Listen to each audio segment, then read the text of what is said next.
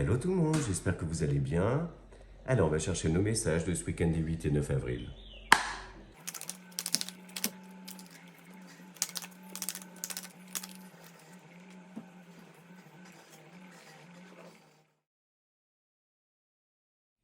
Alors, pour ce week-end, il va être question de doutes, de choix à faire par rapport à des hésitations sur justement un chemin à suivre.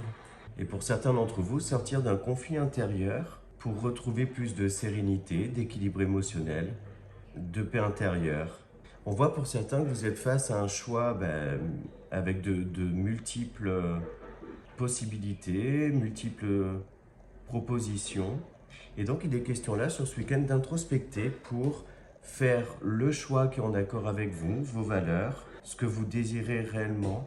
Et ça peut d'ailleurs concerner le domaine professionnel, mais aussi matériel ou sentimental. Là, il n'y a pas de domaine vraiment précis. On peut voir aussi pour certains d'entre vous une sortie de crise, un conflit qui se règle. On voit que des solutions stables vont être trouvées.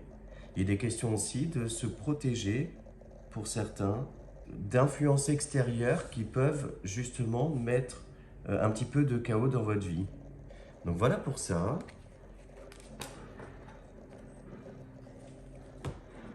Et on va maintenant chercher un message de nos guides dans les ports de l'intuition.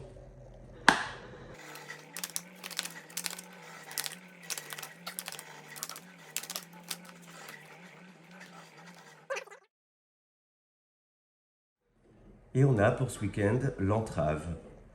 Rien ne vous empêche d'avoir ou de faire ce que vous voulez. Oui, les questions là, en fait, de garder en tête ces objectifs, de continuer d'avancer malgré parfois des obstacles sur votre chemin, ou également, comme je le disais tout à l'heure, des influences extérieures qui peuvent essayer de vous déstabiliser. Donc là, les guides vous rappellent de toujours continuer d'avancer, de ne jamais baisser les bras ou perdre espoir dans des projets ou des rêves. Donc voilà pour ça. Et on passe à la partie sentimentale et relationnelle.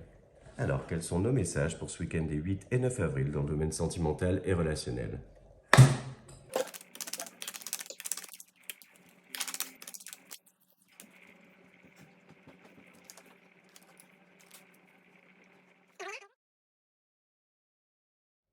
Alors, on a là la carte de la sérénité, exactement comme dans le tirage général.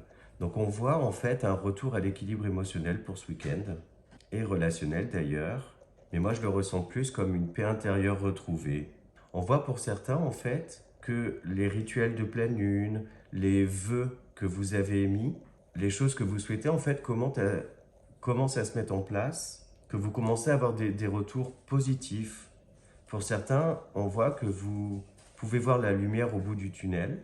Et pour d'autres, en fait, le fait de complètement accepter une certaine lenteur dans l'élaboration de projets, mais également aussi de prendre du temps, de prendre son temps dans les relations.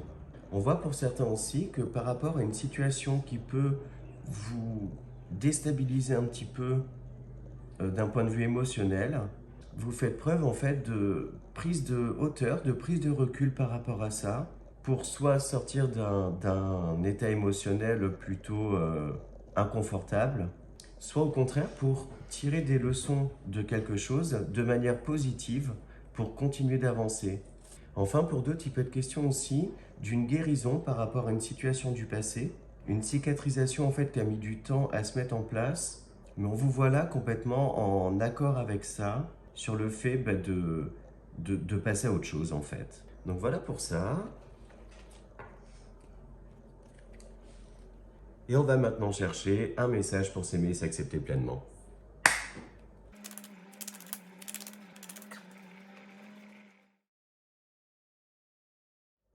Je libère mes émotions par la parole ou l'écriture. Pour soigner ces blessures émotionnelles, et même si c'est douloureux, il faut parfois plonger corps et âme au cœur de ces émotions pour les identifier, les exprimer et les accepter pour son plus grand bien. À moi de choisir le support où je me sens le plus à l'aise. Donc voilà pour ce week-end. J'espère que les messages vous ont parlé, que cette vidéo vous a plu. Je vous remercie par avance pour vos likes, vos commentaires et vos abonnements à ma chaîne. Je vous souhaite un très beau week-end et je vous dis à lundi.